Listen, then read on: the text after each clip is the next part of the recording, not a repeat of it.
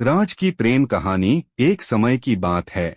एक छोटे से गांव में रहने वाला लड़का राज को एक सुंदर सी लड़की की आदेश पर शहर में पढ़ाई करने के लिए भेज दिया गया। उसके जाने के बाद उसने कपड़ा साइल का काम धंधा करना शुरू कर दिया। एक दिन राज शहर के सबसे बड़े साइल स्टोर पर कपड़ों का खरीदारी करने गया। वहां पहुंचकर उसकी नजर एक दुकान में बेईमानी से छिपी लड़की पर पड़ी। उसकी नादान आदतों के कारण राज वहां भयानक खराब हो गया। वह अपनी ईमानदारी और अच्छाई की रक्षा करना चाहता था।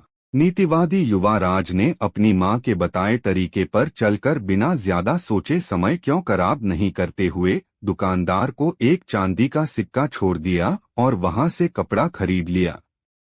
धीमी धीमी धुन सुनाई देती हुई लड़की अचानक अपने पिज्जा पानी पूरी स्थान पर दिखाई दी। वह राज की खराब हालत देखकर उनके पास आई और पूछा, आपके हाथ में क्या हुआ है?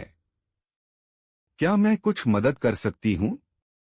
राज ने यह बात सुनकर हौसला बढ़ाया और उसने सबसे पहले दुकानदार को धन्यवाद दिया जिसने उसे यह सिक्का दिया, और उसने उस लड़की द्वारा पूछे गए प्रश्नों का उत्तर दिया। धन्यवाद बहन, मेरे हाथ में कुछ नहीं हुआ है, शायद तोड़ी है। लड़की ने राज को बताया कि वह उसे बचपन से ही उम्मीद कर रही है। उसने आगे कहा कि उसे एक बहुत अच्छा और भोला लड़का चाहिए जो उसे सब प्यार करे और उसकी ख्वाहिशों को सीधा रास्ता दिखाए। राज ने लड़की के प्रति खास इंटरेस्ट दिखाया और उसे बातचीत के लिए आमंत्रण दिया। वे बहुत देर तक बात करते रहे और इस प्रक्रिया में वे दोनों एक दूसरे के बारे में अधिक जानने वाले हुए। धीरे धीरे उनके बीच की रिश्ता बढ़िया कहानी एक लड़की और एक लड़के के बारे में है जो बचपन के सबसे अच्छे दोस्त थे। वे हमेशा साथ खेलते और कई अनुभव एक साथ जीवन के हर पहलू को साझा करते थे। जब वे बड़े हो गए तो उनकी दोस्ती भी और गहरी हो गई। वह एक दूसरे के साथ मनोरंजन करने, साथ पढ़ाई करने और सप्ताहांत में मार्गदर्शन करने लगे। एक दिन लड़के ने अपनी दोस्ती के कुछ अलग महसूस किया। वह हमेशा लड़की की तरफ देखने और उसके साथ हंसने खेलने के लिए तत्पर रहने लगा।